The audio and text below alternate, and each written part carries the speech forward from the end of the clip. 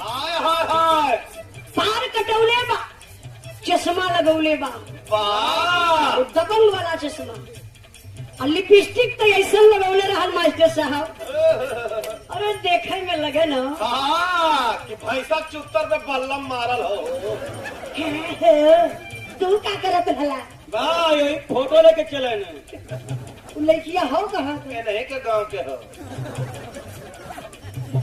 आओ लड़की आ गई, यही पड़री आई के अपन ऊंची हिल वाला और सैंडल बा, बगल में वो ट्रॉली वाला बैग लेके आईफोन लेके बतियावत बा।